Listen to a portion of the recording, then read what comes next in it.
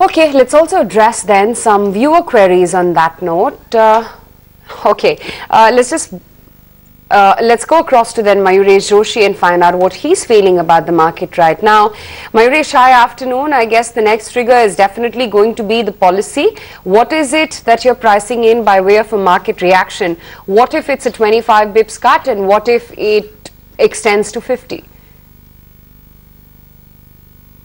Afternoon, Aisha. Clearly, yes, I think the rate cut is on the anvil. The quantum, as you rightly said, is something that we'll come to know tomorrow. So I think the market's largely factoring in 25 bips to come through. But again, I think to a degree over the past few days, even 50 bips has started getting gestated into as being seen in the moment of the bond yields. So again, I think markets are likely to probably assume that a 50 bips is expected to come through. And again, I think the commentary of the RBI governor tomorrow is going to be very, very key going forward. Again, I think the monsoon is expected to be much better this year as per the initial forecasts. The government sticking to the fiscal consolidation path. So it will be very, very interesting to hear what the governor has to say in terms of the outlook going ahead. Mayuresh, let's also discuss, what the expectation is from the earnings season. By and large, we understand that it's going to be another tempered quarter for most of the companies. What are you bracing yourself for from India Inc.? Afternoon, Navan. Now, if you break down the components of where the earnings come from, a large portion of that comes from the banks, and the banks are not expected to perform that great. So clearly, if the Q3 performance continues into Q4, you're still expected to see subdued earnings come from the banking part. Large cap IT, again, I think it should be a decent show, specifically from the large cap names, and what the client discretionary budgets have determined. I think the management commentary thereof will be very, very key and pertinent. On the oil and gas space, clearly I think you're going to see some pain still continuing, as well as the metal space, though the introduction of the minimum import price is going to help and aid probably the pricing regime specifically for the domestic markets. Our own take is that a large cluster of these earnings, banks, large cap IT, a few of the construction names, a few of the cement names are still going to struggle in terms of core performance just for Q4. So expecting earnings to be extremely tepid this time round. But to a large extent, my opinion is that the streets are factoring in that earnings will be very, very tepid for this quarter and even in the next quarter. So I think the entire theme going forward will be earnings recovery in FY17 on a low base of FY16, and the probably recovery of a capex cycle to follow suit. So I think if the private capex does come through over the next few quarters, you might have substantial earnings growth probably come through in FY17. Mayuresh, is there any pocket that interests you, as where from the broader markets as well there are marquee names that can do well and potentially has can make some money for investors? Could it be some offbeat spaces, perhaps auto ancillary, the agri space, the sugar sector?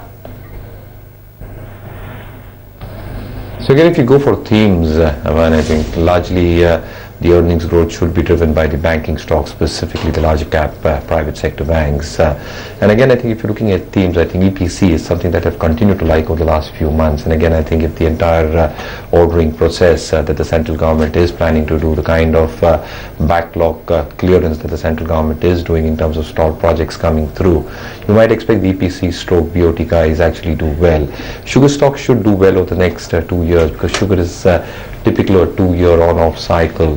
So clearly, I think if the on-cycle starts in the coming sugar crushing season, a lot has got gestated into the price currently. And again, I think as we read the international trends at this point of time, the Brazilian output is expected to be a little bit subdued. Add to that, I think if the domestic production does go down when the on-cycle begins for the sugar season, a lot more can happen for the sugar stocks in terms of their balance sheet improvement, leverage going down. So clearly, I think mid-cap cement, EPC stroke port, a few of the sugar stocks, a few of auto ancillary companies, case in point being Amara Raja, for example. Our own take is that volume growth can be quite substantial with the kind of market share gains that they're doing. So any recovery in auto volume specifically, and even on the telecom part, which comes around 20% of their overall revenues, should basically do well for these guys. So again, I think these are a few themes that you're probably pursuing at this point of time. Mayuresh, I'm quite surprised to see that the themes that you're betting on right now also includes pharmaceuticals. I mean, you'd be one of the contrarians who actually believes that right now is the time to buy into the sector when it's getting marred with all the US FDA and UK MHRA clampdown.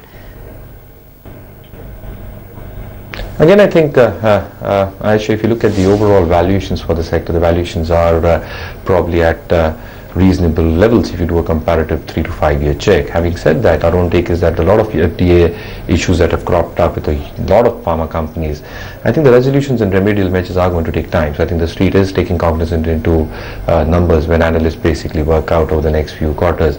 But again, I think one needs to be really clear on what you're probably investing at this point of time. The ANDA pipeline that a lot of these pharma companies possess, the kind of generic opportunities that the US markets present to these pharma companies are huge amongst themselves. Add to that, I think the concerns domestically, specifically on the FDC part, is causing some amount of aberrations in terms of how the stock price movements are panning out. But clearly, I think the domestic formulation business is also expected to grow at a very decent clip for a lot of these companies. So our own take is that pharma generally as a sector, the valuations are looking very fair and reasonable at this point of time. But if really one goes stock specific over the next 2 years, I still believe that earnings can still get delivered by a lot of these pharma companies. So I think we do remain optimistic on a few names. So I think Cipla, Dr. Reddy's, where concerns have been raised by FDA, specifically in the case of Dr. Reddy's. I think FY17 numbers will be far better than what the street is probably expecting at this point of time. Again, I think the pipeline that they've got in terms of key launches, and if these launches do get through and approvals do come through the next few quarters, I think the earnings upside is far greater than what the street is penciling at this point of time. Right. Mayuresh, what's the view on banks then? And does it seem like purely by earnings perspective, this quarter too, we will see a hit in terms of the NPA report, or do you think the pain could very well start easing out by this quarter? I think the pain will persist, Aisha, and I think a lot of managements have pointed it out at the end of their Q3 results. So I think the provisioning in terms of providing for the bad assets will continue into Q4, and I said earlier as well, I think it might well as continue to Q1 as well. Add to that, probably, I think if you're looking at the overall stress that the system is getting into with the marginal cost of lending, I think I'm not expecting huge amount of pressure to probably come through in terms of spreads and NIMs for the banks. But clearly, I think the recovery hinges on how the credit cycle moves. If the credit growth is much faster than what one really is expecting at this point of time, the earnings growth for a lot of these banks should be far greater than what the street is penciling. Again, I think a lot worse has got factored into the stock price over the past few weeks. And again, I think Q4 would largely be in line, specifically for a lot of the PSU banks, a few of the private banks where they've got exposure on the corporate and the SME side. But again, I think one really expects the earnings to come through the next 2 to 3 quarters. And again, I think the base that they'll play on year will be extremely low. So if the credit cycle and the credit growth picks up, the earnings catch up will be much faster for a lot of these banks, specifically having exposure towards corporate and the SME book. Okay, Mayuresh, good chatting with you as always. Going to take a very quick break then on that note. When we come back, lots more to chat. And of course, there's a whole lot of talk about what the RBI governor will deliver tomorrow. So we're going to try and analyze that with Dhirendra Kumar as to what a 25 bips or 50 bips rate cut would mean for your personal finance.